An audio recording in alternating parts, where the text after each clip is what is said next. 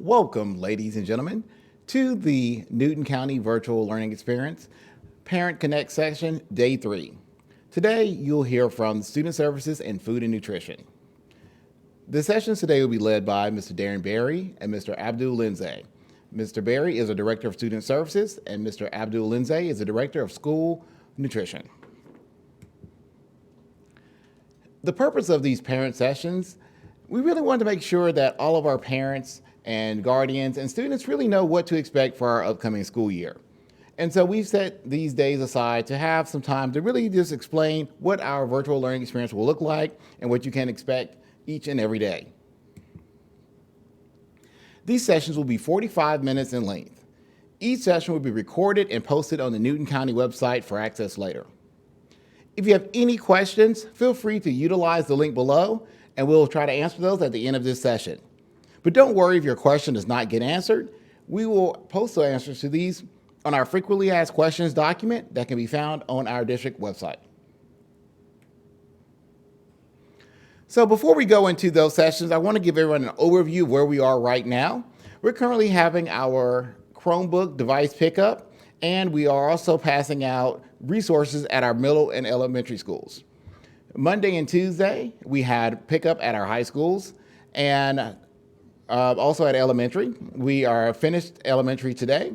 We finished elementary on the 26th, and we'll be doing middle schools tomorrow as well. Today, as I mentioned earlier, will be our student services and food nutrition. Tomorrow, we'll have special education.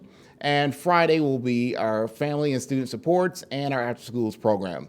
Each session will start at 10 a.m. and we'll also have a 6 p.m. session. Now, we're really excited about this Saturday. Yes, you heard me right, Saturday. We are going to have our parent university starting at 9 a.m. The sessions we will cover Canvas, Infinite Campus, My Launchpad, Zoom, and Internet Safety. These sessions will be 1 hour in length, and they will repeat from 9 until 3 p.m. We're asking that all of our students complete their Getting Started with Virtual Learning checklist no later than August 31st. These documents can be picked up at your school, and they're also located, once again, on our district website. We also will have open house August 31st for elementary. September 2nd will be middle school, and September 3rd we'll have our high school virtual open house. And we're really excited for our start of virtual learning September 8th. Now, as we get ready for virtual learning, we're asking everyone to be patient with us as we will be patient with you as we begin this process. So without any further ado, I'm going to pass the mic to Mr. Darren Berry, Director of Student Services.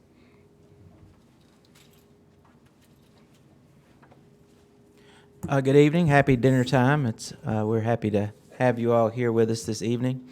I'm going to go through a few things that the Student Services Department is responsible for and how it will look during virtual school.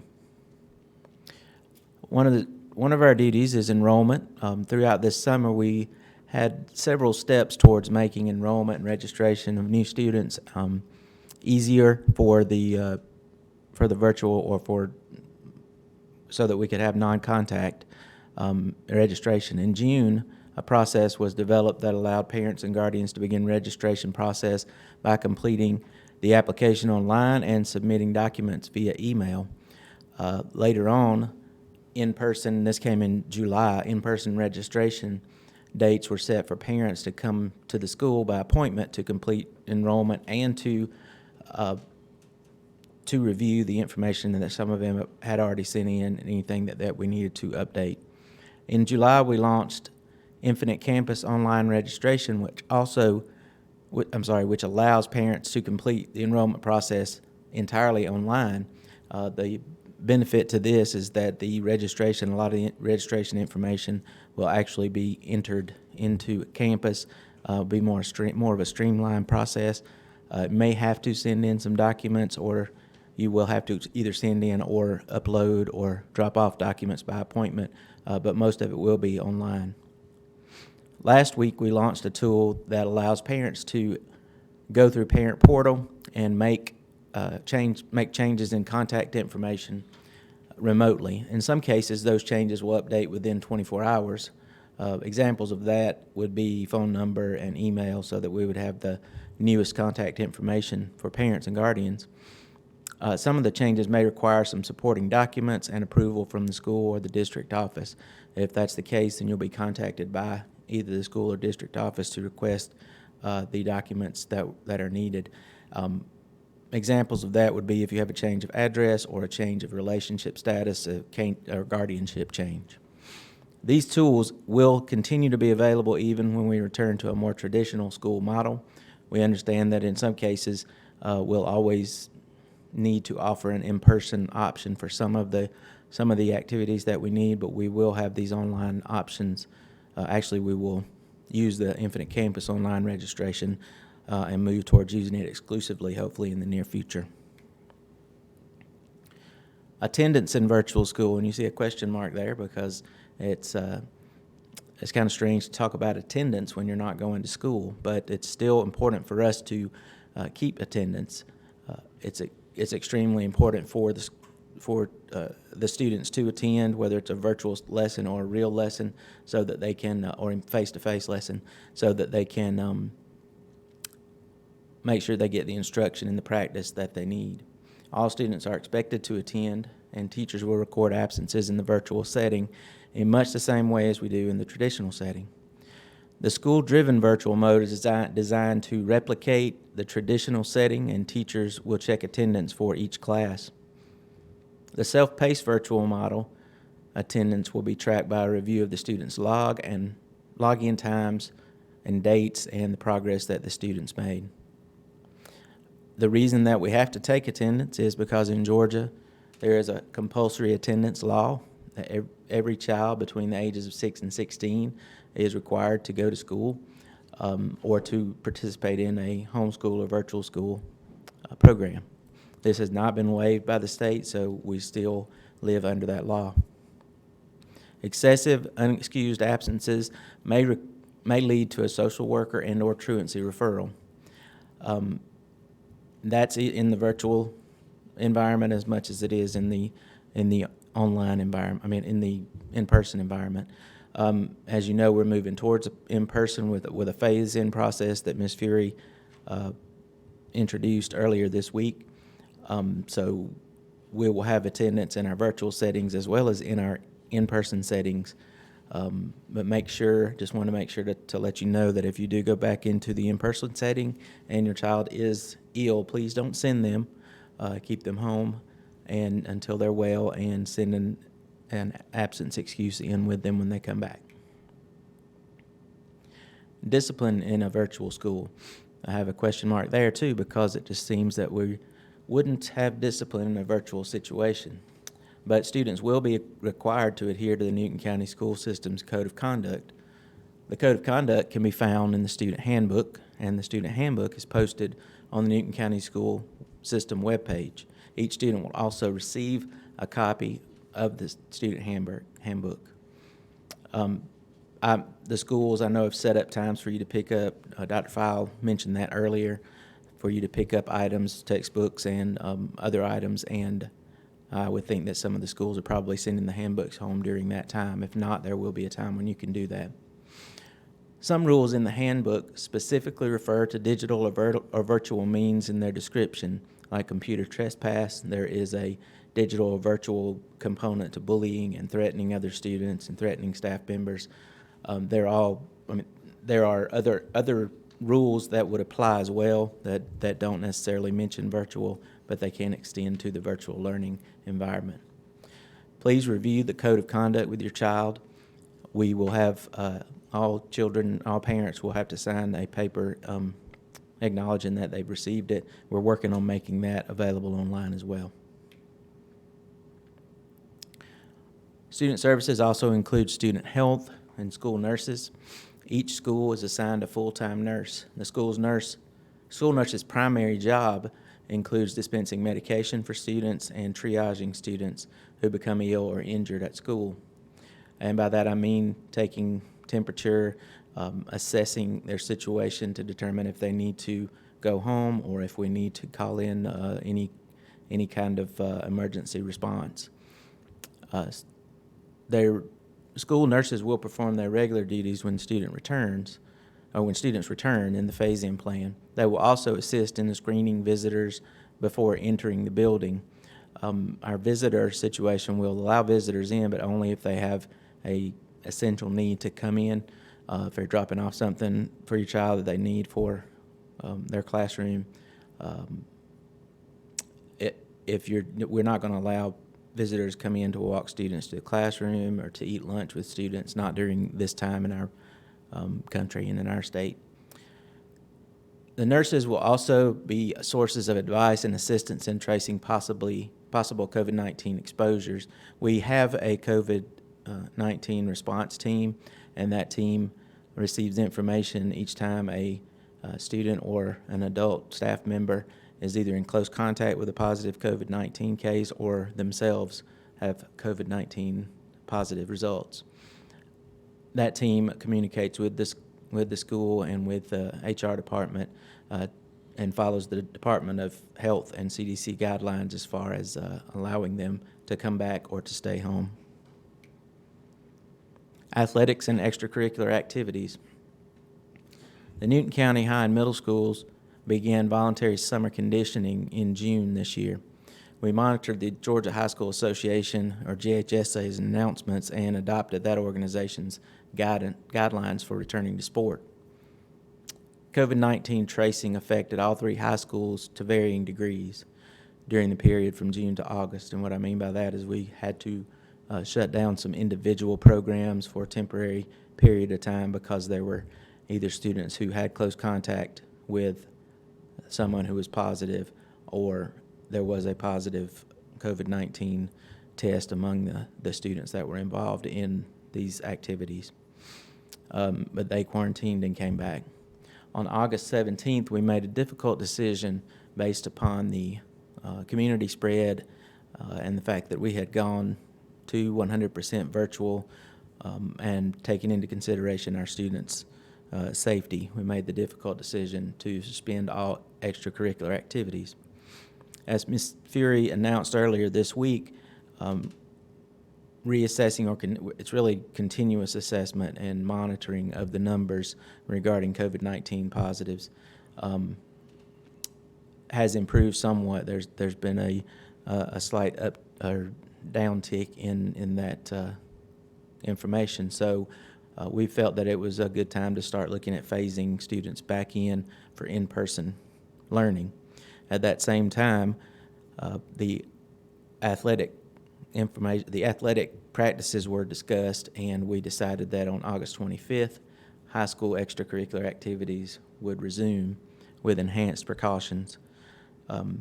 We have an even more detailed plan for bringing high school extracurricular activities back online, and we're only doing that for the high school right now. The reason we have not started middle school at this point is that we have a lot more flexibility with middle school. We're still monitoring the numbers, and as we move into September, we'll continue to monitor that. The GHSA does not govern middle schools. We do, so we're able to move the season if we wish to do that, and if we feel like it's the best thing to do for our students and our staff, we will. Remember to use this link if you have any questions as we go forward. And now I'll turn it over to Mr. Lindsay.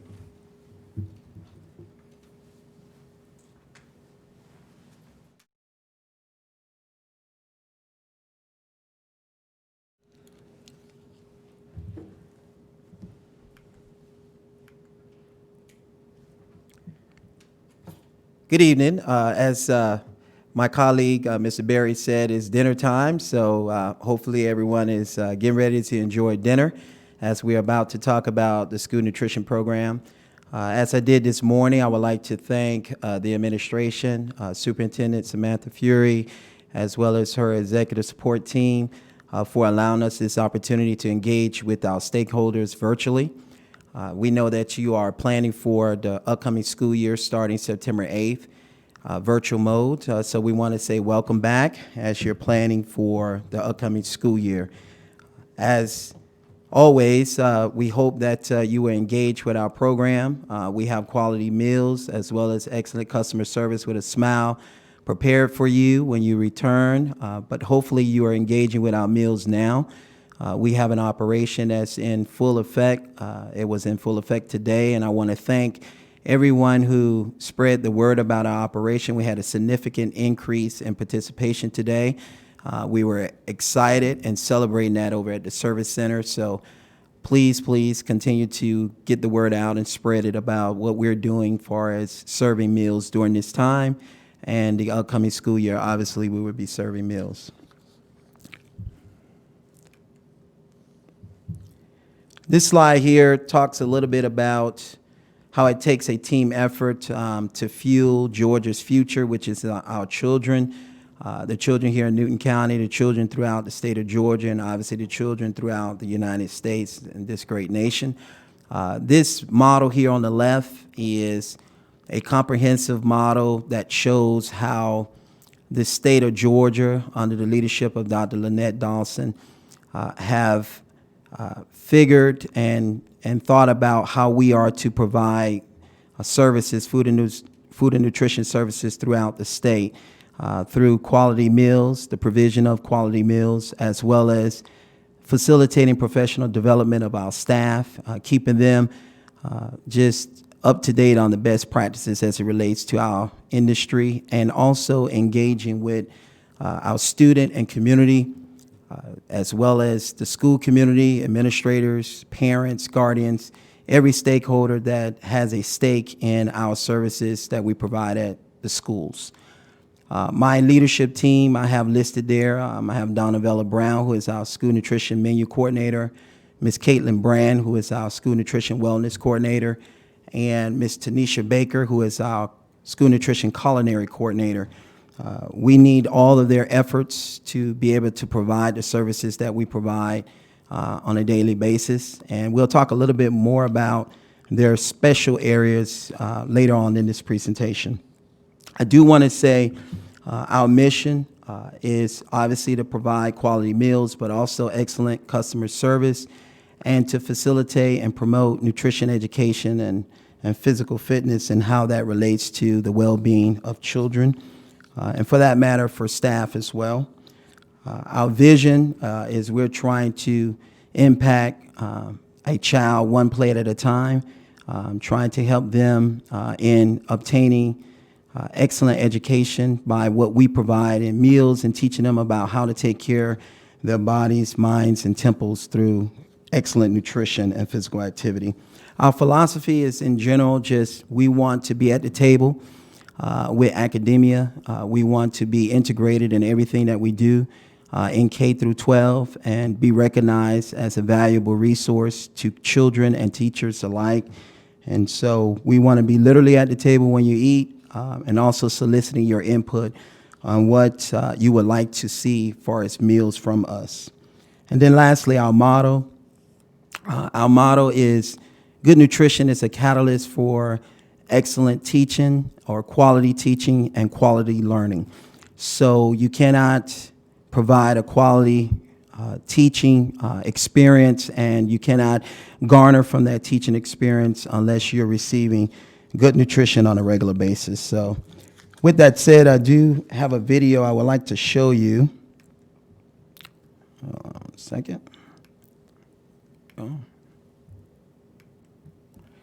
This video is dated from our School Nutrition Association nationally from 2010, but it's a video I've always enjoyed. I think it does a very good job of summarizing our mission, which is good nutrition and all the things that go into providing that for our customers. And so I'm going to show you this. I once had a mentor tell me that a picture speaks 1,000 words, a video 10,000. So hopefully you enjoy the video.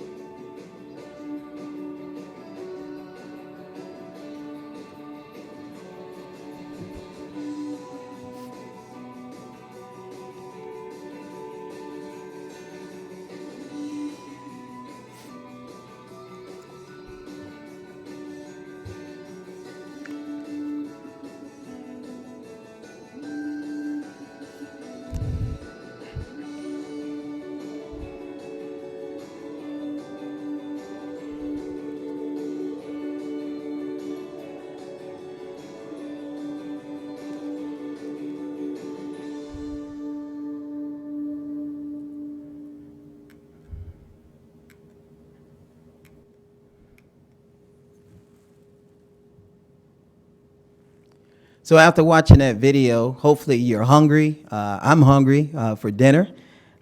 You might have the question, what's for breakfast and lunch that we're serving during this time where we have the virtual mode for our school? And the answer to that is much the same as when you are in the buildings, in brick and mortar and cafeterias where we serve during traditional school. We will have a variety of hot meals, cold meals, non-perishable items in those meals. And so you have pictures here that we have of some of the meals that we've been serving.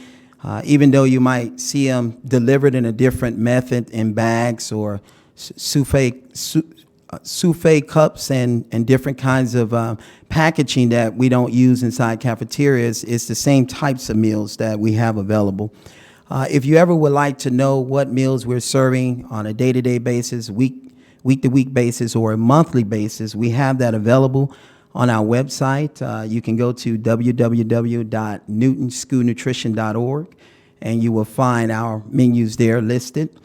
Also, we will be providing handouts at different locations far as the bus routes and when we start the weekly meal pickups, because at sometimes those menus are subject to change.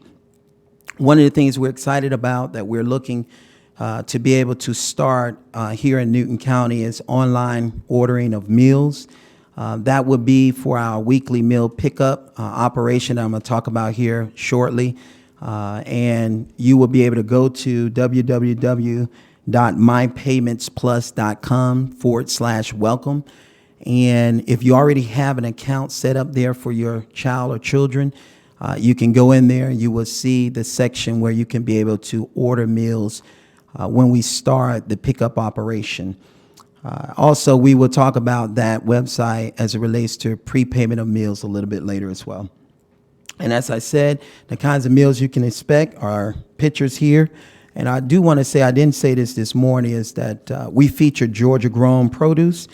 And so sometimes you will get produce that is from local farmers. It's not every day, but we do feature that in our menus every month. In the e-menus that I send out, I do notify all our customers of which Georgia-grown produce we'll be featuring for that month. On this slide, we just want to talk about our expanded bus operation as it relates to delivering meals through our colleagues in transportation. One Newton helping each other is the same as it relates to with our colleagues and coworkers. We're helping one another out to accomplish our missions. You might have some questions in this regards, and we wanted to give you some contact information as it relates to if you had questions for nutrition or questions specific for transportation as it relates to utilizing their app to know where your meals are and where they are as far as delivery to your particular bus stop. We have Cindy Leva here. She is our triage administrative assistant over in School Nutrition at the Service Center. Her number is there. She will be the point of contact if you have questions regarding school nutrition. Except for when it comes down to special diets. With special diets, if your child is on an individual education plan that requires some kind of dietary restriction or dietary adaptation to their meals, then you will contact Ms. Donavella Brown. She is our menu coordinator, and her number is there, 678-342-5963. And if you have a question pertaining to transportation issues as it relates to delivering the meals to your particular neighborhood, your apartment complex, your subdivision, then you would call transportation at 770-784-2909.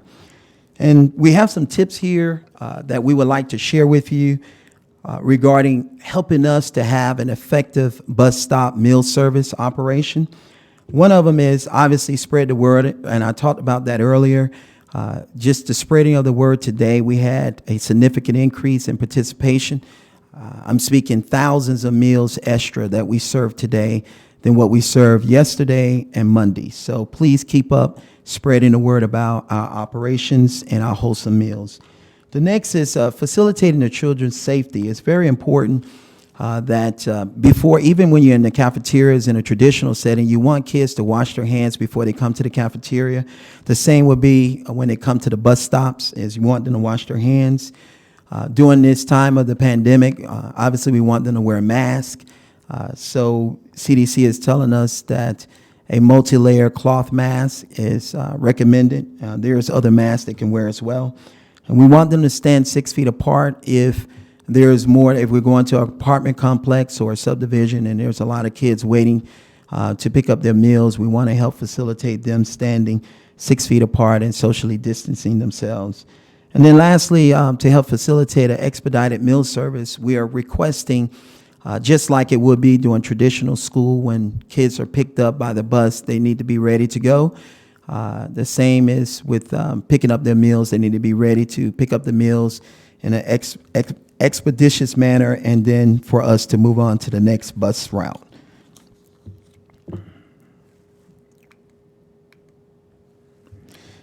One of the things that we've been thinking and trying to do in the spirit of thinking outside the box is looking at our meal service and really contemplating what is the best way we can reach our customers and to meet your needs. And we know there's a lot of parents and guardians who are not available during the day when we're delivering the meals by buses.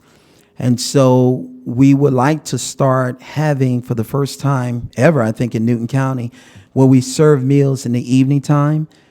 We have chosen a location, which is Live Oak Elementary School, whereby we would provide those meals every week on Wednesdays starting September 9th, between the hours of 4 and 6 p.m., so late afternoon to early evening. And because of the federal waiver, guardians can come pick up those meals, just like when schools closed back in March 16th. We applied for that waiver at the state. We received it, and we have guardians that do come pick up meals for children, so that will still apply. And then with this, we're encouraging that families will use the prepayment system we have online, and we'll talk about that here in a minute, whereby you would be encouraged to pay for meals in that manner instead of bringing money to the pickup site, or you can also bring money orders and checks. We originally thought about 4 locations, but we're going to start with one at Live Oak, and we hope that there's such a need for these evening meals pickups on a weekly basis that we will be able to expand that to other school locations.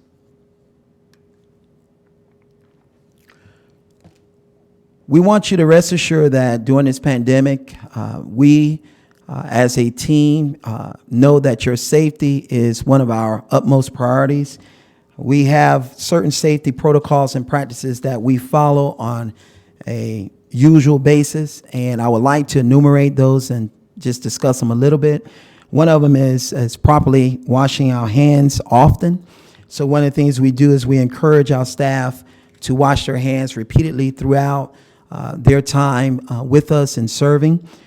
They need to do that at least a minimum of 20 seconds. We tell them to sing happy birthday twice, and usually that is sufficient for the 20 seconds, and that's what the science recommends for us to do, is to wash our hands at least that minimum length of time. Wearing of gloves and hairnets, and obviously gloves is a barrier to the transmission of microorganisms and debris to food, and hairnets prevent some hair follicles from falling into the food. But we also encourage our staff to change those gloves frequently, that just wearing a pair of gloves for the whole time that they're serving meals is not what's recommended. So we encourage them to change those gloves and to wash their hands in between the times that they're changing those gloves.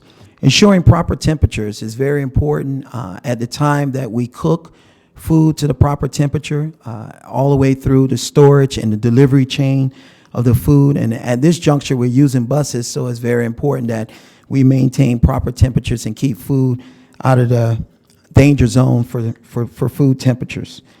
We also encourage our staff to clean and sanitize. It is not acceptable for them to just utilize sanitize solutions.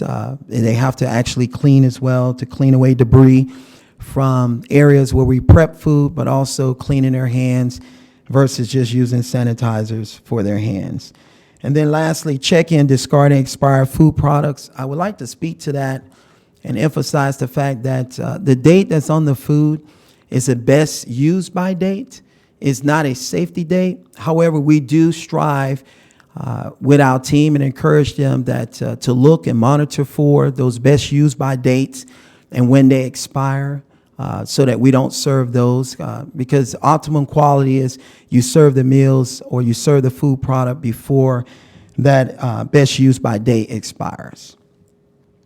And then some of the enhanced things we're doing, obviously we're still encouraging hand washing, but to do hand washing even more than what we normally do.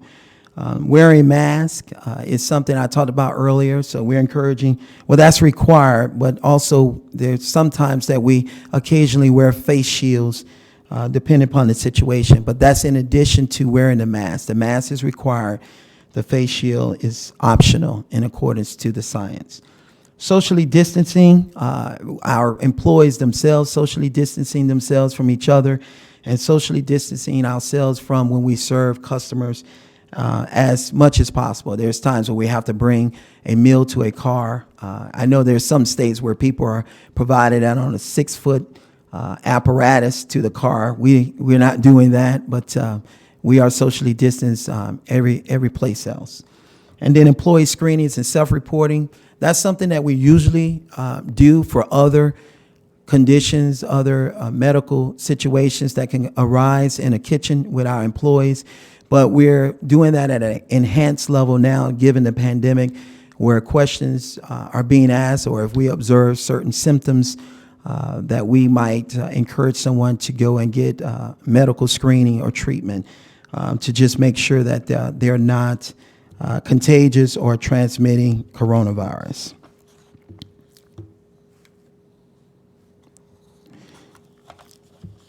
During this time of the pandemic, a lot of people are economically impacted by the pandemic. So you might be contemplating whether or not, if you have never applied for free and reduced meal benefits with the school system, you might be contemplating whether you should submit an application.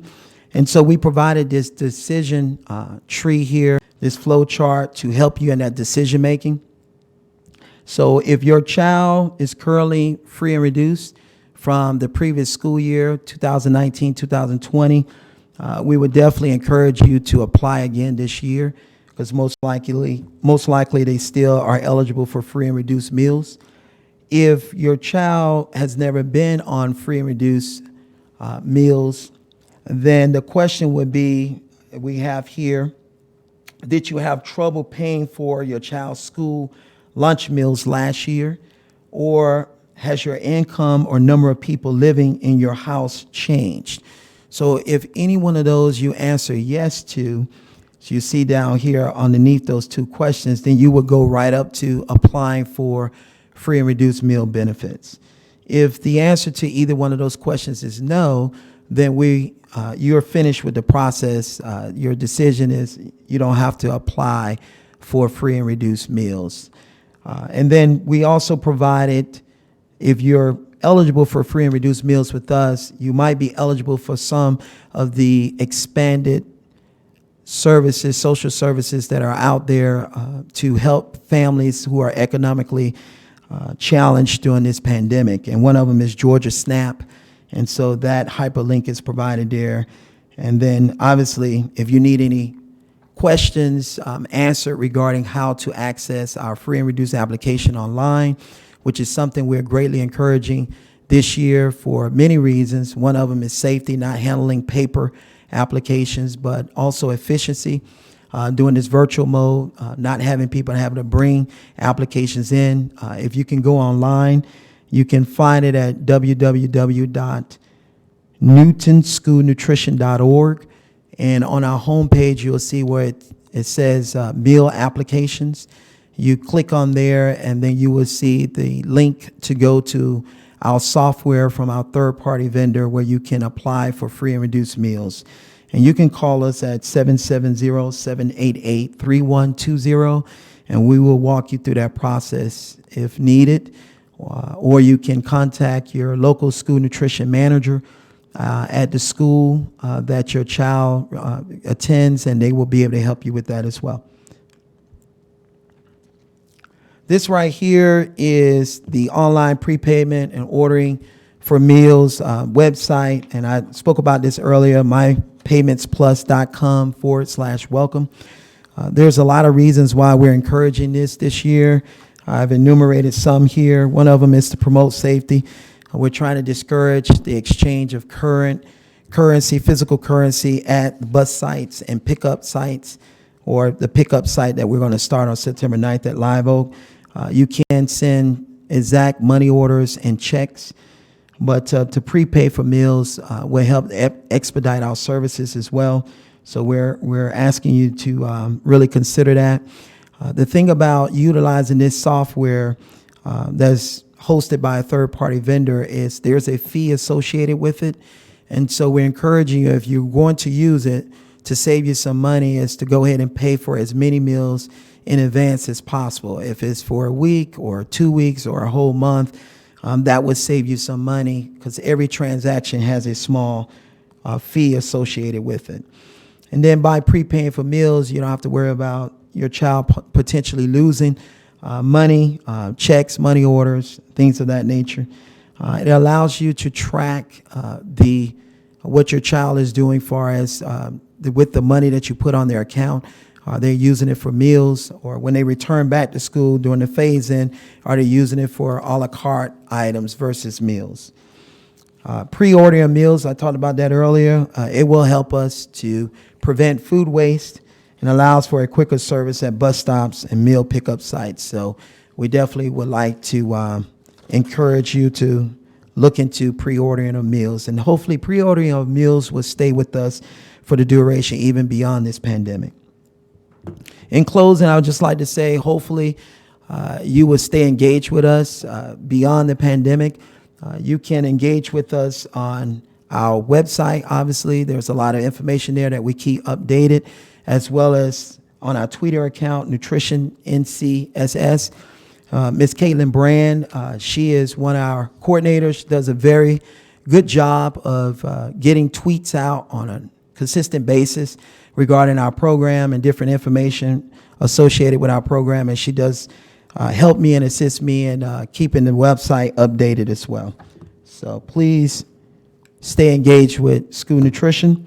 We're required, just to let you know, that as an institution, we are an equal opportunity provider. This is the United States Department of Agriculture's non-discrimination statement, and you can read it at your leisure. But we are required to communicate that. And then we have some questions here that we provide answers to. These are questions that we believe are questions you might have. Some of them I've already answered through the presentation, but I'll read them and read the answers, and then we'll close out. If my child qualified for free and reduced price meals last year, do I have to resubmit a free and reduced application this school year? The answer to that is yes. Though your child or children may receive meals based on their free or reduced meal status from the previous year, for the first 30 days of school, a new household application must be submitted every year. The next question is, are we allowed to pay for meals at bus stops and or pickup locations? The answer to that is yes. We are accepting checks and money orders only at this time. Please consider prepaying for your child's meals at mypaymentsplus.com/welcome. Are you serving hot and cold meals? The answer to that is yes. However, we will only serve cold meals for the weekly pickups on Wednesdays at the one location, Live Oak. Originally, we were thinking about 4 locations. Hopefully, we would get to that, but right now it's one location at Live Oak, and they will be refrigerated cold meals on a weekly basis. So you'll pick up all your meals for an entire week on that one day on Wednesday. Is there a scheduled lunchtime for virtual learners at all grade levels? Not at this time. We have submitted that to administration, the executive administration, and we'll get back with you as soon as we hear something in that regards. I have a few more questions. The next one is are all children receiving free meals? The answer to that is yes, through September 4th, 2020. Once virtual school starts on Tuesday, September 8th, 2020, children will receive meals based upon their free, reduced, or paid meal status from the previous year through October 22nd, 2020, or their determined meal benefit eligibility from a new free and reduced application submitted for school year 2020-2021. So basically, on October 22nd, if you have not submitted a new application, household application, and your children are currently receiving free meals, even during the school startup, they will turn to paid meals on October 22nd. If you've never received free and reduced meals, then obviously they will be paid after September 4th, starting on September 8th. So we would greatly encourage you, again, to submit an online application to check for your eligibility for free or reduced meals. Are you providing special diets for children with an IEP? The answer is yes. And as I said earlier, Ms. Donavella Brown, our menu coordinator, is the point of contact for information regarding providing special diets. Can I pick up meals at any of the one location right now, which is Live Oak? And the answer is yes. We hope that we have a great participation there and we can expand that operation to other school sites. With that said, I would just like to close with the old maxim that says, people don't care how much you know until they know how much you care. We care about you. We care about your families, including your children, and we care about your health and well-being. Thank you very much.